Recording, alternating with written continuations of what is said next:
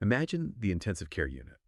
A place where every breath, every heartbeat, every signal on the monitor is under this intense scrutiny. It's where the obvious medical emergencies are, well, screaming for attention, and lives really hang in the balance.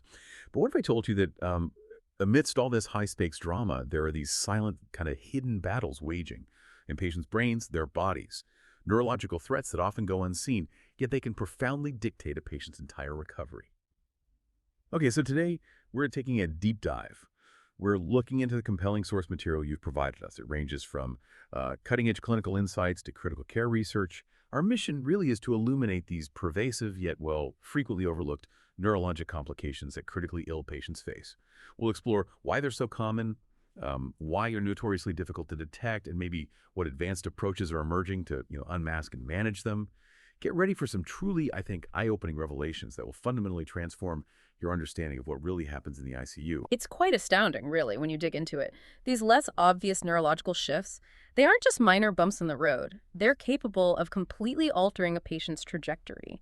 Understanding them isn't just an academic exercise. It's actually central to improving patient recovery and, importantly, long-term quality of life. That's why this area is becoming such a vital focus in critical care. Right. Let's start with the sheer scale of this challenge. Yeah. The research indicates that neurologic complications affect, well, a staggering range, anywhere from about 12% up to a dramatic 54% of critically ill patients. I mean, think about that. Even at the lower end, that's a significant portion of patients. And what's crucial here, as you pointed out, is that these aren't just patients admitted because of a brain injury. No.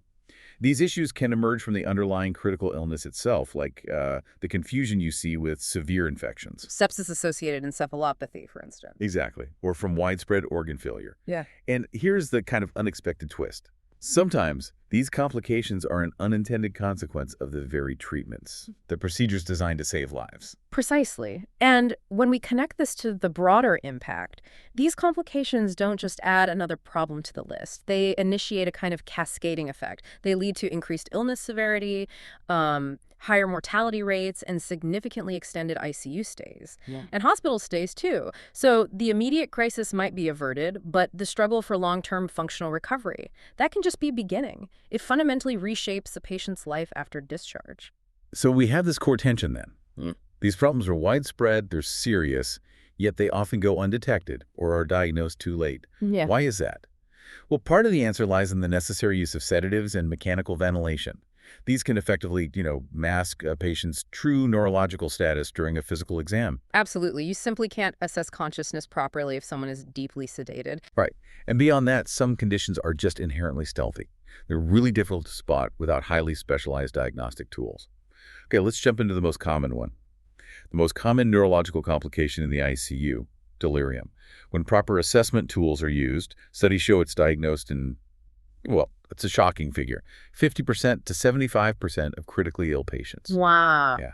That means for every 4 patients, potentially up to 3 might be experiencing this profound confusion. And delirium, it's an acute state of brain dysfunction. It's characterized by confusion, impaired thinking, and a course that fluctuates wildly, often day to night. Crucially, it's not just an exacerbation of an existing memory problem like dementia, no. It's a direct physiological consequence of another acute medical condition. Think of it as the brain's acute and often quite chaotic reaction to severe stress or illness happening elsewhere in the body. And for a long time, the clinical community really misunderstood it, didn't they? The research suggests that agitation, confusion, these were often just dismissed, seen as kind of expected parts of the intense, sleep-deprived ICU environment. It was almost like, well, of course they're confused. Look where they are. That historical misinterpretation is actually quite significant. I mean, if we've so readily dismissed these symptoms as normal, well, how many patients suffered unnecessarily, and how many critical opportunities for intervention did we miss? Redefining delirium as a distinct medical condition is vital because the data, it unequivocally links it to increased morbidity, mortality, and longer ICU stays. It's not just a symptom, it's a critical independent predictor of poorer outcomes. It demands immediate, targeted attention. And its manifestations are incredibly varied, which makes it particularly challenging to spot. Right. You might see patients who are withdrawn, quiet, with reduced awareness, what's termed hypoactive delirium. Which is the more common form, actually. Exactly. And perhaps ironically, the easiest to overlook. Or At the other extreme, you can have highly agitated patients experiencing hyperactive delirium, which is more visibly alarming. Other signs can include disorientation, memory problems, or even vivid hallucinations. The clinical literature highlights several key risk factors for developing delirium, things like advanced age, a patient's existing medical conditions, comorbidities, the severity of their acute illness. Certain psychoactive medications, especially benzodiazepines, drug-induced coma, disrupted sleep patterns, and systemic infections like sepsis, is truly a multifaceted challenge. It requires a holistic view. Definitely. Now, if you think hypoactive delirium is tricky to spot, imagine this: a seizure happening without any outward physical signs. Here's where it gets really fascinating. Nonconvulsive status epilepticus, or NCSE. This is actual electrographic seizure activity occurring in the brain, but without the dramatic full-body convulsions we usually associate with seizures. Right. Picture this. A patient might just appear confused, drowsy, or simply not quite right, while their brain is, well, in the midst of an electrical storm. That's the core paradox of NCSE, isn't it? It is, by definition, continuous electrographic seizure activity. You detect it via an EEG. But crucially, without the overt motor manifestations. Instead, it subtly alters consciousness or behavior. The brain is firing relentlessly, yet the body remains outwardly calm. It's a master of disguise in the ICU. And the numbers are quite startling. Studies show NCSE accounts for approximately 90% of all seizures detected in critically ill patients undergoing continuous ED monitoring. 90%. Yeah. When we actually look for it with the right tools, its frequency in general ICU patients ranges from about 8% to 20%. So a substantial proportion just go completely undetected without that specialized monitoring. Exactly. And that's precisely why it matters so profoundly. NCSE is a significant yet frequently missed cause of altered consciousness in the ICU. Early recognition and prompt treatment are absolutely vital. Catching it quickly can prevent its progression and significantly reduce both illness severity and mortality. This means that if a patient's mental status is off, we can't just assume it's the sedation or the illness itself. It could be this clinically silent but intensely active brain activity demanding immediate intervention. Makes sense. And the research identifies several predisposing factors for NCSE. These include severe brain injuries like traumatic brain injury or subarachnoid hemorrhage, global brain ischemia, where the brain doesn't get enough blood flow, stroke, sepsis, multiple organ failure, and even things like medication intoxication or withdrawal. Which leads to a really critical realization. Relying solely on traditional physical exams for these patients is, well, fundamentally insufficient. Continuous electroencephalography, or CEEG, isn't just an option here. It's the indispensable diagnostic modality for reliable detection of NCSE. Without it, clinicians are effectively flying blind to a major treatable cause of neurological impairment. Okay, so while we focused heavily on brain activity delirium, NCSE, let's broaden our understanding a bit. Let's include the body's physical functions. I'm talking about ICU-acquired weakness, or ICU-AW. This is kind of an umbrella term.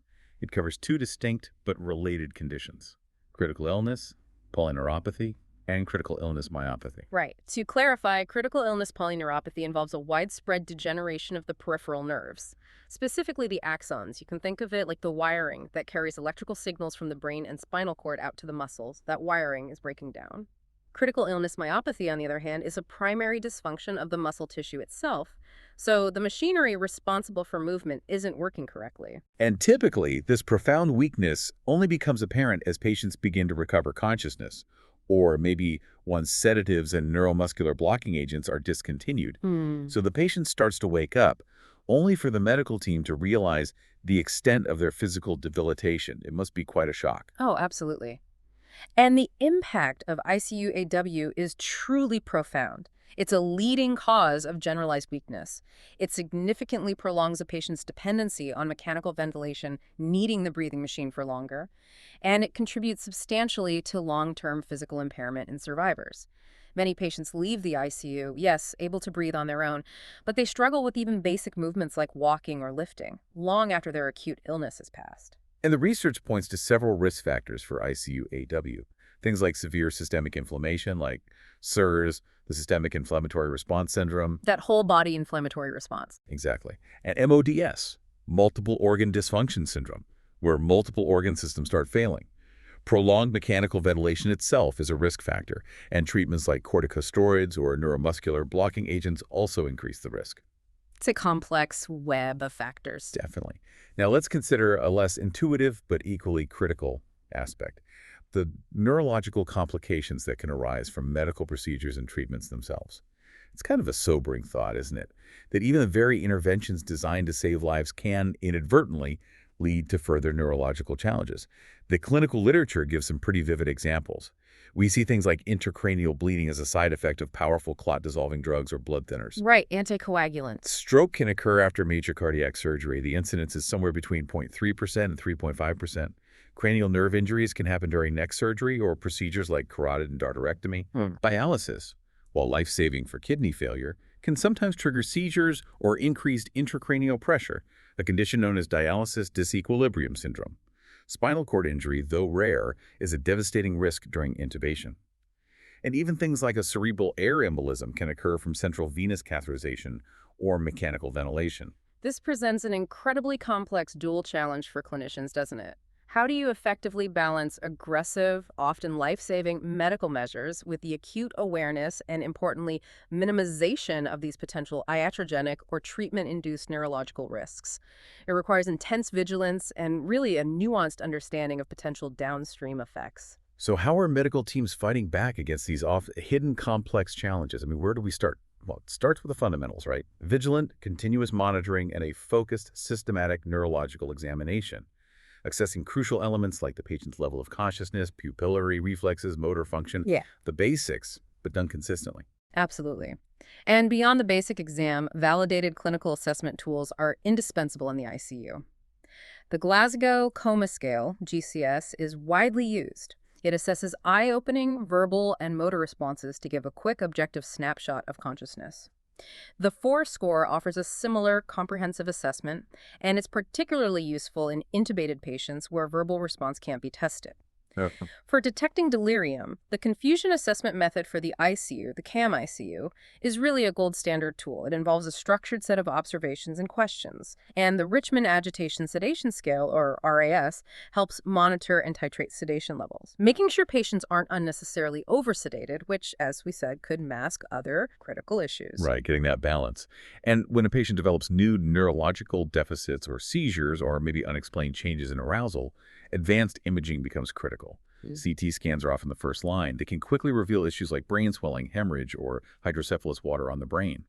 But when the CT is unrevealing or for more subtle concerns, MRI, especially diffusion-weighted MRI, becomes invaluable. It can detect these often missed conditions like hypoxic brain injury, fat embolism, inflammation of blood vessels, or maybe multiple small strokes after cardiac surgery. And for diagnosing those truly silent threats we talked about, neurophysiologic studies are indispensable. Continuous EEG, as we discussed, is absolutely vital for diagnosing NCSE, since just looking at the patient isn't enough. It's profoundly insufficient. And for confirming critical illness, polyneuropathy, or myopathy, the ICU AW electromyography, EMG, and nerve conduction studies, NCS, are the specialized tools needed. They directly assess nerve and muscle function. The research also points to other innovative monitoring techniques being explored, both invasive and non-invasive. Things like pupillometry, which objectively measures pupil responses, Interesting. near-infrared spectroscopy to assess brain oxygenation, and even direct measurements of intracranial pressure in some cases. It's a truly dynamic field. It really is. The technology is constantly evolving. So, as we bring this deep dive to a close, we've explored how neurologic complications in critical illness are far more common and, frankly, more subtle than many might realize, and how they exert these profound impacts, from the quiet confusion of delirium and the hidden electrical storms of silent seizures to the pervasive muscle weakness born from the critical illness itself. And when we connect this back to the overarching goal of patient care, it becomes crystal clear that truly understanding these complexities empowers a far more holistic and ultimately more effective approach to patient recovery. Recognizing these often hidden challenges is the crucial first step toward achieving better outcomes, and the rapid advancements in monitoring and diagnostic tools are truly transforming critical care as we speak. So, what does this all mean for you, our listener? Well, understanding these intricate layers gives you, I hope, a profound appreciation for the incredible vigilance and specialized expertise required in the ICU. It's not just about managing the visible crisis, it's about detecting and addressing the hidden ones too. Perhaps the most important next step, based on the very latest insights from our sources, is to advocate for the widespread adoption and seamless integration of continuous electroencephalography, CEEG, and validated delirium assessment tools, like the CAM-ICU, as standard practice in critical care units. Absolutely. This ensures we're actively looking for what's often missed. Couldn't agree more. And looking ahead, the research hints at a future with even more proactive solutions. Imagine advanced neurosurveillance platforms, maybe powered by AI, that can continuously monitor brain activity and actually predict complications before they even fully manifest. Or specialized neuro-ICU rapid response teams that can be deployed instantly to address these complex neurological crises. That proactive, predictive approach. That's really where the future of critical care seems to be heading. It's exciting to think about. The more we understand these intricate layers of critical illness, the better equipped we are to support health and truly facilitate meaningful recovery. Thank you for joining us on this deep dive.